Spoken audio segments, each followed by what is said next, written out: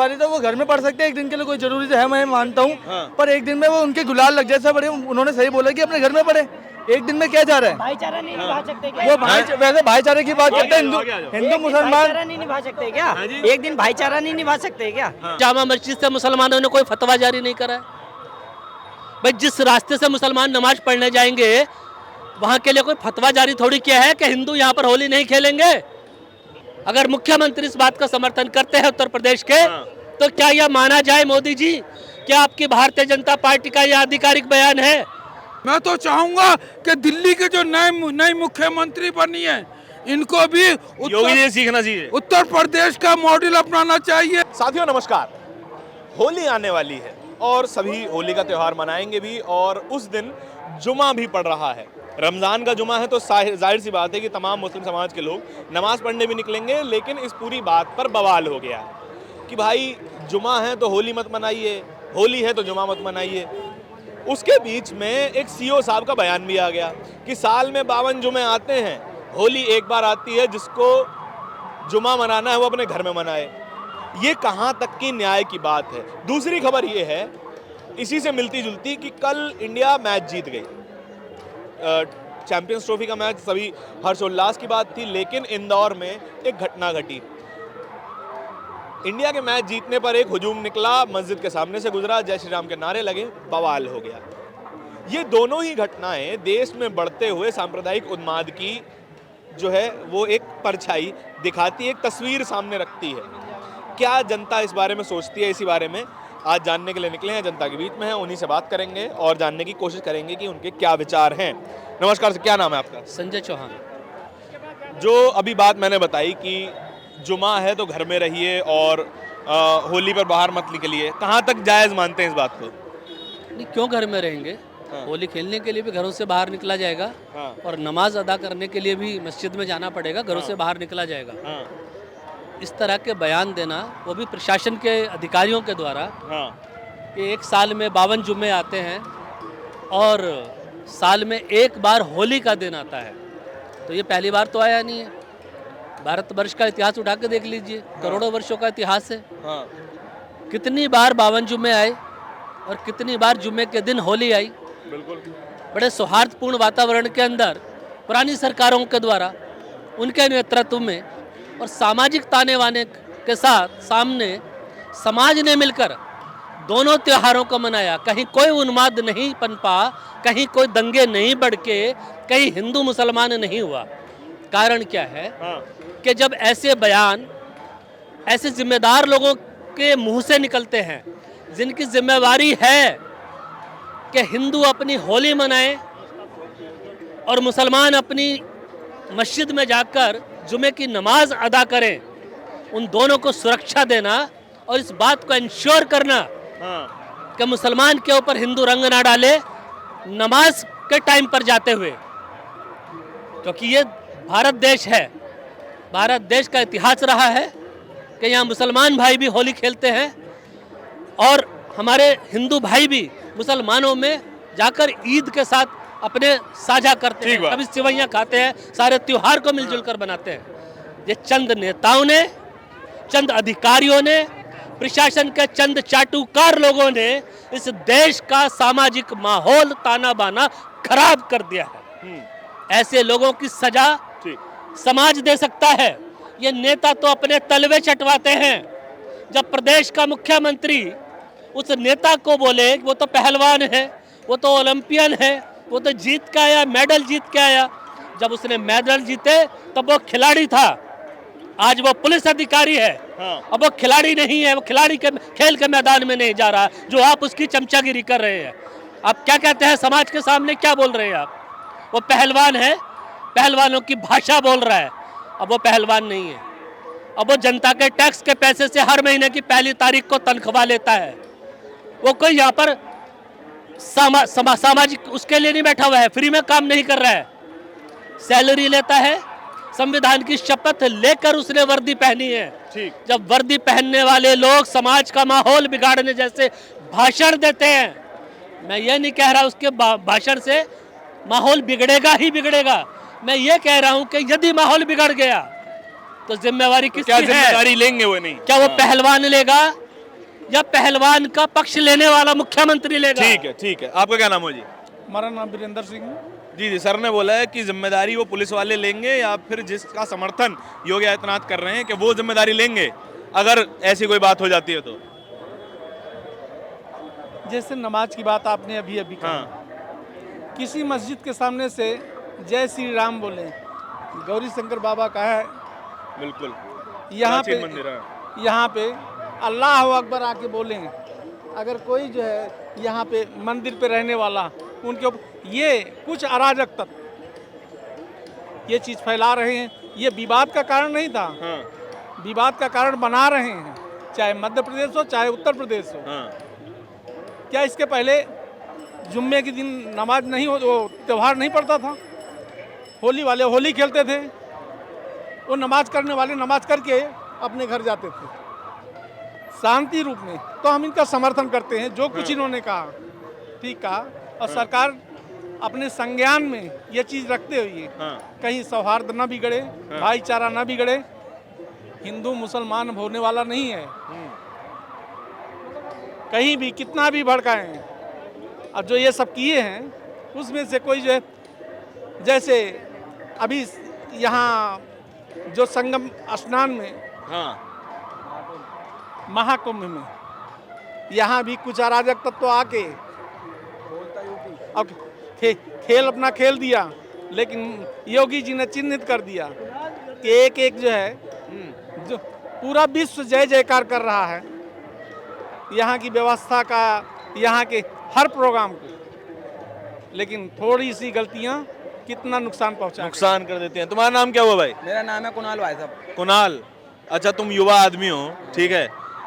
उत्तर प्रदेश में ये कहा जा रहा है कि जुमे के दिन जो है होली पड़ रही है तो मुस्लिम लोग जो है घर में रहें, कहाँ तक ठीक लगता है तुमको? भैया त्योहार तो दोनों का है, हिंदू और मुस्लिम दोनों का, पर ये अगर मिल बांट के बनाया जाए तो बहुत अच्छा रहेगा ये चीज़। अच्छा, पर ये हमारी होली भी इस साल में एक बारी आती है, और मुस्लिम धर्म का भी ये रमज़ान एक बारी आती है। तो मैं तो ये कहना चाहूँगा आपसी में मिल बांट के प्यार से बनाया जाए, ना किसी मुसलमान को चोट आनी चाहिए, ना किसी हिंदू धर्म को चोट आनी चाहिए। बस। आपका क्या नाम हुआ सर? आप नहीं बात करेंगे, चलिए। तो देखिए चौहान साहब सभी यही कह रहे हैं यहाँ पे कि भैया आपस में मिल बांट के शांति से मनाया जाए, लेकिन यहाँ कैसे बात आ जाती है कि एक धमकी दे देता कोई एक पुलिस अधिकारी। देखिए ये रमज़ान पाक का महीना चल रहा है, और जहाँ तक हमारे इस्लाम की बात है, मुसलमान भाइयों बहनों की बात है, उनकी 5 वक्त की नमाज अदा होती है, और नमाज का टाइम बिल्कुल फिक्स है। ठीक। हमारी होली के टाइम पे क्या होता है, सूर्यास्त से पहले हम लोग होली का दहन करते हैं, उसके बाद जैसे जैसे दिन चढ़ता है हम होली खेलना, रंगों की होली खेलना, फूलों की होली खेलना हम लोग शुरू करते हैं। तो ये जिम्मेवारी तो पुलिस की ही है कि दोनों त्यौहार आराम से मनाए जाएं। और मुझे इस बात की बड़ी हैरानी है कि पुलिस वाला ये तो बोल रहा है कि जिन मुसलमानों को दिक्कत है उनके ऊपर रंग डाल दिया जाएगा, या कोई हिंदू रंग डालेगा, वो मुसलमान अपने घर में नमाज पढ़े। वो अधिकारी इस बात को क्यों नहीं बोल रहा कि किसी भी मस्जिद से संभल की या दिल्ली की जामा मस्जिद से मुसलमानों ने कोई फतवा जारी नहीं करा है? भाई जिस रास्ते से मुसलमान नमाज पढ़ने जाएंगे वहाँ के लिए कोई फतवा जारी थोड़ी किया है कि हिंदू यहाँ पर होली नहीं खेलेंगे। कैसे बयान है इस तरह के? ये भड़काऊ बयान क्यों दिए जा रहे हैं यहाँ पर? ये समाज की ताना बाना खराब करने जैसे बयान क्यों दिए जा रहे हैं? क्या ये भारतीय जनता पार्टी का आधिकारिक बयान है? अगर मुख्यमंत्री इस बात का समर्थन करते हैं उत्तर प्रदेश के, तो क्या यह माना जाए मोदी जी कि आपकी भारतीय जनता पार्टी का यह आधिकारिक बयान है कि मुसलमानों को जिनको दिक्कत है रंग डाल दिए जाएंगे हिंदुओं के द्वारा, वो अपने घर में नमाज पढ़े? अरे सीखिए मुसलमानों से, मुसलमानों की किसी मस्जिद से, ना संभल की मस्जिद से ना जामा मस्जिद से कोई भी फतवा जारी नहीं किया गया है। सीख लेने की आवश्यकता है। अभी हमारे प्रधानमंत्री जी गुजरात के अंदर बनतारा चिड़ियाघर देखने गए थे। वहाँ पर उन्होंने शेर देखे, हाथी देखे, गीदड़ देखे, मगरमच्छ देखे, बंदर देखे, चिड़िया देखे, सब कुछ देखे। इससे क्या संदेश मिलता है? सिर्फ शेर के साथ फोटो खिंचवा लेने से आपका कार्य सफल नहीं हो जाता है। आप 56 इंच के शेर नहीं बन जाते हो, क्योंकि शेर के और मोदी जी के बीच में शीशा लगा हुआ था। मोदी के शेर ही रहेगा हमेशा। आगे तो आगे मोदी के बीच में और उस शेर के बीच में शीशा लगा हुआ था, टफंड गिलास जिसको बोलते हैं, जो टूटता नहीं है। और उस चिड़ियाघर से एक संदेश निकलता है कि जिस एक चिड़ियाघर के अंदर सारे पशु पक्षी एक साथ मिलकर रहते हैं, जिनका भोजन अलग है। चिड़िया शाकाहारी खाना खाती है और शेर मांसाहारी खाना खाता है, लेकिन फिर भी एक ही वन में शाम एक साथ रहते हैं। ऐसे ही भारत देश के अंदर हिंदू, मुसलमान, सिख, जैन, पारसी सबको मिलकर एक साथ रहना चाहिए। ठीक है, आपका क्या नाम है? मेरा नाम तुषार है। तुषार भाई, चर्चा यहाँ पे नहीं हो रही, चर्चा ये हो रही थी कि जैसे होली आ रही है, होली के दिन जुमा पड़ रहा है, ठीक है, तो उत्तर प्रदेश के एक सीओ साहब ने ये कहा कि जिसको जुमा मनाना है वो अपने घर में रहे, होली के दिन बाहर ना निकले, ठीक है। लेकिन आम मुसलमान तो मस्जिद जाता है ना, नमाज पढ़ने के लिए जाता है, तो ये ठीक बात लगती है, गलत लगती है? तुम्हें क्या लगती है? उन्होंने सही करा है कि अपने घर में पढ़े, क्योंकि एक दिन हमें भी मिल जाएगा तो कोई बड़ी बात नहीं है। एक दिन वो 5 नमाज होती है इनकी पूरे एक दिन में। जुम्मे वाली जरूरी मानी जाती है। जुम्मेवारी तो वो घर में पढ़ सकते हैं, एक दिन के लिए कोई जरूरी तो है, मैं मानता हूँ, पर एक दिन में वो उनके गुलाल लग जाए बड़े। उन्होंने सही बोला कि अपने घर में पढ़े, एक दिन में क्या जा रहा है? भाईचारा नहीं निभा सकते क्या? वो वैसे भाईचारे की बात करते हैं, हिंदू मुसलमान भाईचारा नहीं निभा सकते क्या?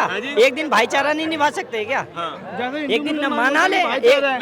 कहा यह जा रहा है कि रमजान है और रमजान का हर जुमा जरूरी माना जाता है ना। होली भी हमारी एक ही बार आती है। मस्जिद में जाओ, हर हफ्ते जाओ, पर एक दिन जब हिंदुओं का त्योहार है उस दिन अपने घर में मना लो।